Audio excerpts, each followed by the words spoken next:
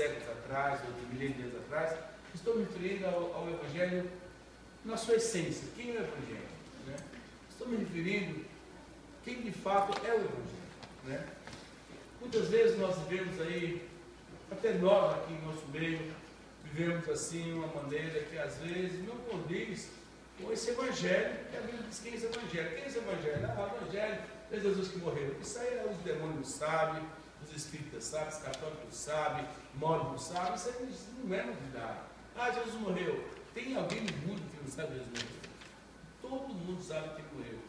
Ah, para uns ele foi muito bom, foi salvador, mas a verdade é que aquela relação de quem de fato é Jesus, quem que é esse Evangelho, na verdade parece que não existe mais. Então precisamos voltar então à essência da palavra do Senhor. Quem tem caneta aí pode anotar algumas coisas, né? Eu tinha 2 estudos para dar hoje, mas eu quero esse aqui. Eu acho que esse aqui está na essência, né, daquilo que somos. Em primeiro lugar, para nós entendermos o Evangelho, a igreja errante que nós temos hoje, domingo, uma pessoa, que o pastor falou, olha, Deus colocou uma instituição na terra, igreja e família e igreja. E falou para o pastor Marcelo, não corto nenhuma. Igreja não existe mais e família, casamento é relacionamento. Então, deu a Bíblia mesmo agora. Família é só isso. Então quer dizer que quando o marido já tiver enjoado da mulher, não tem mais relacionamento, então ele pode partir para outra e ter um novo relacionamento.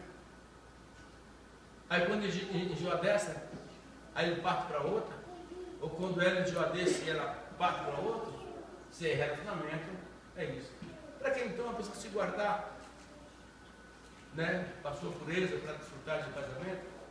Né? Na verdade, o que sobra hoje nas igrejas que estão por aí, não vou falar o nome de igreja, né, por uma questão de ética, a igreja, eu acho que é uma das maiores denominações aqui do Japão, talvez a segunda maior denominação do Japão, brasileira do Japão, o ATC, né? O que permite agora é isso, igreja e casamento agora também não é mais nada, família não é mais nada, é relacionamento. Então, a obrigação do marido com a mulher acabou, da mulher com o marido, até a obrigação do pai com o filho. Se é relacionamento, eu posso ter, por exemplo, Raíssa, por exemplo, eu tenho relacionamento do pai e filho com ela, ok? Mas eu tenho minhas filhas, que deve precisa. Por mais que eu ame como filho, eu tenho que cuidar das minhas. A Débora me chateou, tal, não estou de bem com a Débora. Estou de bem com a Raíssa, então agora eu jogo para a Débora lá. Não tenho mais obrigação com a Débora, com a Priscila, eu tenho com a Raíssa somente. Então a coisa está nesse campo, a coisa. Então, em primeiro lugar, vamos abrir a palavra de Deus, o livro de Mateus, por gentileza. 22, 29. Mateus 22, 29.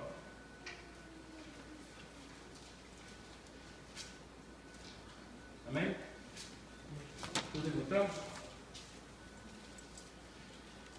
Jesus, porém, respondendo, disse: errais, não conhecendo as Escrituras e nem o poder de Deus. Bom, quando na igreja ela parte para caminho de erro, é porque ela vai deixando a Bíblia Sagrada e ela vai se contextualizando, ela vai não é se aculturando, ela vai se contextualizando com o mundo. Então, que diz o seguinte: bom, minha mulher já não está tão nova assim, a lei da gravidade já está sobre ela, já tem um assim, mais assim, então não tenho obrigação nenhuma com ela, porque não tem mais relacionamento, não tenho mais vontade de ter um relacionamento de homem e mulher com ela, porque aquela outra já me agrada mais, então eu vou ficar com ela, então tudo bem. A palavra de Deus diz o seguinte: todos esses erros, ele adivinha, ele interfere, ele se infiltra dentro da igreja, exatamente porque não se conhece mais as Escrituras. Para que ler as Escrituras se a internet está aí? Para que ler as Escrituras que tem filosofia em abundância por aí? Então o Senhor Jesus, ele chama que a igreja erra exatamente por causa do abandono da leitura da palavra de Deus, por o abandono, a cultura de ler a palavra de Deus, ao hábito de ler e a pesquisar o que diz a palavra de Deus e nos submeter a ela. Então, o primeiro ponto, erramos por não conhecermos as Escrituras. Uma coisa importante, também por não conhecer o poder de Deus. Porque, por exemplo, a polícia diz assim, a velocidade máxima 100 km por hora, você pode ir até 110 na tua meia. Tá bom. Então eu vou passando por ali e eu estou a 110. Não tenho por que me preocupar com a polícia. Agora, se eu estiver a 150 por hora, a 200 por hora, e lá está a polícia, e eu passo assim, passo pela polícia, como se nada tivesse, ela não vai parar, eu vou embora. Então quer dizer que eu não estou respeitando a autoridade da lei. Ora, se dentro da igreja nós começamos a ver o que diz a filosofia, o que diz a atualidade, a contextualidade diz, e vou desprezando a palavra de Deus, é como se Deus também. Quem escreveu a Bíblia? Deus, mas o que ele tinha para contar para mim? Os caras lá atrás, não foi para mim. Não tem nada a ver. Então nós falamos que amamos a Deus. Esse grupo, essas pessoas dizem que amam a Deus, mas de verdade não amam, porque o temor a Deus faz com que nós nos submetemos à vontade de Deus. Tá certo? Por que muitos casais hoje estão dentro da igreja? Porque se submeteram a Deus e restauraram o seu amor. Tá certo, pastor? Aí nisso, confusões, mente, carne, aquela coisa toda, aquele fogo, aquela coisa toda, mas por ter temor a Deus, submeteu-se à palavra de Deus, buscou uma restauração familiar e foi restaurado. Tá certo? Então, erramos por não conhecer a Escritura e também por desprezarmos o poder de Deus. Olha, Deus tem poder, porém não sobre mim. Deus pode mandar em quem ele quiser, mas em mim ele não manda. Tipo assim, tá certo? Ele pode dar regra para você, para você. Para mim não, eu sou livre, dono do meu nariz, então Deus não vai dar regra para mim, ele pode dar para quem ele quiser. Mas eu dito as minhas regras.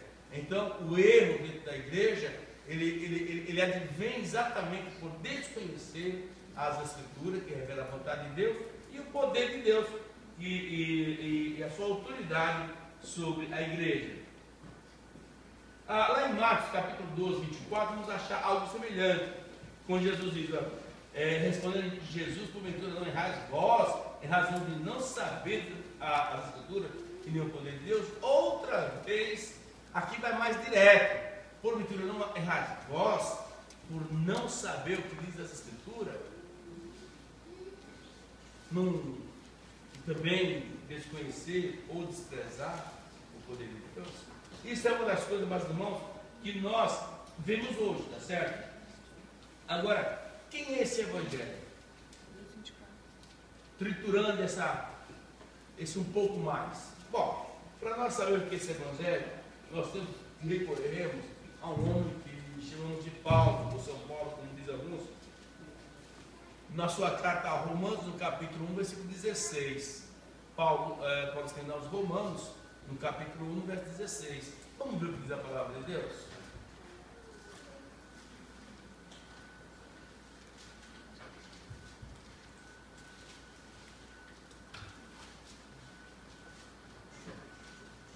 Diz assim,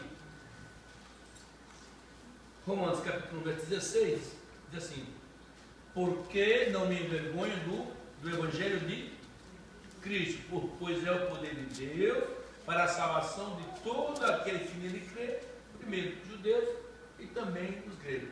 Bom, a primeira coisa é que o Evangelho, meu irmão, ele não é para esticar a perna de ninguém, ele não é para botar olho novo em ninguém, ele não é para tirar pedra visível de ninguém. O Evangelho não é nada disso, ele não é para arremediar nada. O Evangelho, na sua essência, ele é para o quê? Para o quê, meus irmãos? Para salvação. Então, o Evangelho é para salvação. Ele não é para encobrir da perna, esticar braço, nascer cabelo. Se fosse assim, meu Deus do céu, eu vivia de joelho pedindo cabelo para Deus. Mas não é para isso. O Evangelho trata de salvação. Que salvação é essa? Salvação do homem, salvação das pessoas. Que salvação é essa? Ter os pecados perdoados, deixar o caminho do inferno para ir para o céu. Então o Evangelho trata disso, de salvação. A sua essência, a sua base é salvação. Então veja, quando nós convidamos uma pessoa para vir à igreja, o que nós falamos? Rapaz, vai à igreja, lá tem uns jovens lá que canta, canta, cabelo todo de piada, cabelo tem piada, caramba, né? Tá galinha aqui, não, rapaz. Olha, você vai lá na igreja hoje, que tem lá um grupo lá, os camaradas tem um cara com o nome de William, nossa, os caras tocam tudo, nessa coisa toda, ou tem não sei o quê, ou vai ter comida, mas nós não falamos que tem o quê? Evangelho para salvação. Então, o poder de salvar, ele perdeu a sua eficácia em nós, então é que nós não anunciamos mais Jesus como o Salvador do mundo. Olha, ele pode curar sim, ele pode curar a sua vista sim, Jesus pode curar. Pode curar sim, pode curar. Olha, o seu casamento ele pode resolver? Pode sim, mas essa é a base? Qual que é a base? Salvação. A base das Escrituras, a base do Evangelho, a base da igreja é a salvação. Então, meus irmãos, não me envergonho do Evangelho, do Evangelho de Cristo, pois é o poder de Deus para a salvação de todo aquele que nele crê. E aqui deixando uma palhazinha, né, daquela doutrina da fatalítica, da eleição ou predestinação, é para todo aquele que nele crê, tá certo? Voluntariamente, aqueles que se dispuseram a crer em Jesus. Está ouvindo, Dona Clarice? Entendeu bem, Dona Clarice? Muito bem, Dona Clarice. Amém, meus irmãos? Até aqui alguma pergunta? Até aqui alguma pergunta? Agora deixa eu perguntar, já que vocês não têm pergunta, deixa eu perguntar. Sueli, o que é a cruz de Cristo para você? É sua irmã? Parece com você. Parece. Parece bastante. O que a cruz é para você, Sueli?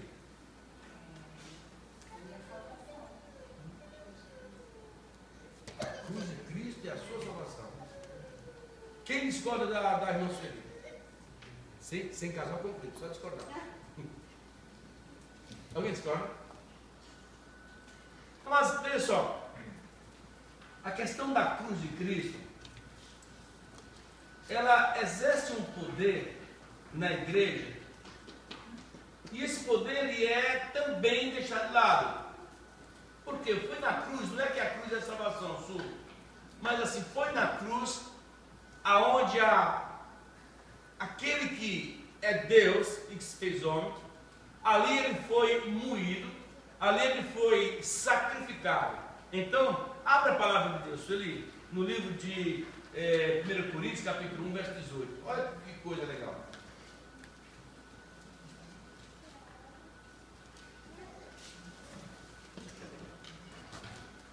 Primeiro Coríntios, capítulo 1, verso 18, ele diz assim: porque a palavra da cruz é loucura.